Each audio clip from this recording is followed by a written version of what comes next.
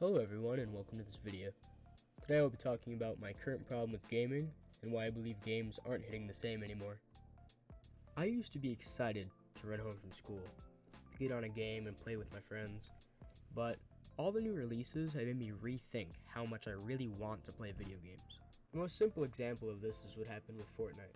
I understand people still like Fortnite and think it's a good game, and you can have your opinion. I myself don't exactly like it. I used to, and I spent way too much money on it. I would play it every day after school for hours at a time. I would go over to friends' houses and we would just play Fortnite on our own consoles. Over time, my friends stopped playing the game and so did I. The game had become so infuriating, we rarely ever won because all these other players would take the game way too seriously, and it was no longer fun for us to play since we were losing all the time. Another similar example of this is Minecraft. Minecraft is near and dear to my heart, and one of, if not my favorite game of all time. The main reason I quit playing is because it became too boring, doing the same thing over and over again, with my friends beating me at building, PvP, and redstone. It was miserable and no fun. I couldn't catch a break and actually be good at something.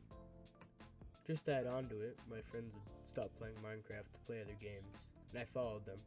Video games just weren't fun for me if I wasn't with my friends. Besides video games becoming boring, I also came up with the problem of games that weren't fun in the first place. A game which fit that description for me was Call of Duty Warzone. At first, it had me amazed. I thought it looked so cool. I had played Blackout before, if any of you can remember that, and I was pretty bad, as was the game. But I looked at Warzone as a new battle royale that didn't have any annoying things like building or ninja. But I soon came to realize, only after a couple games, that this game sucks. The people that play it have way more time on their hands than I do, and absolutely destroy me in every engagement. And that's ignoring the fact that most of my friends hated the game and played something else. It served no fun, and seeing where it went, having no anti-cheat, I'm glad I quit playing it. Besides the fan base being composed of sweaty men who live in their parents' basements and play the game all day, another problem with new games is that they don't work.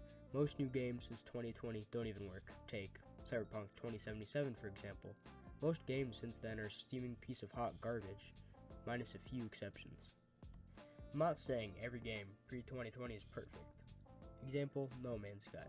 But the problem is, studios aren't taking time to finish the game and release it early, so they can fix it later to try and earn some cash on selling the unfinished dumpster fire of a game they created. They also do this to add new things and keep the game fresh. I don't know about you, but I'd much rather have a finished game that tells a story or is fun to play than weekly updates or new things. I'm not saying there shouldn't be games that add updates each week, but I think there should be more finished games. And I'm not saying every game should come out completely polished and finished, but I think maybe finish the game a little more so it's not a buggy, unplayable mess that is boring and bland whilst falling way below the bar it set for itself. That leads me to another issue, beyond the prospect of being unfinished, but keeping within touch of plain out boring. It's that most companies don't care what the players actually want, keyword being most, which I'll get to in a second. But some companies are not asking what the player base wants, they just add things to which they see fit and can gain them the most money. Look at GTA the Trilogy, we all know how that went. Even if companies do listen to the player base, it's just the competitive player's opinion they ask for. They don't ask the larger casual community, which usually makes up more players than the competitive community.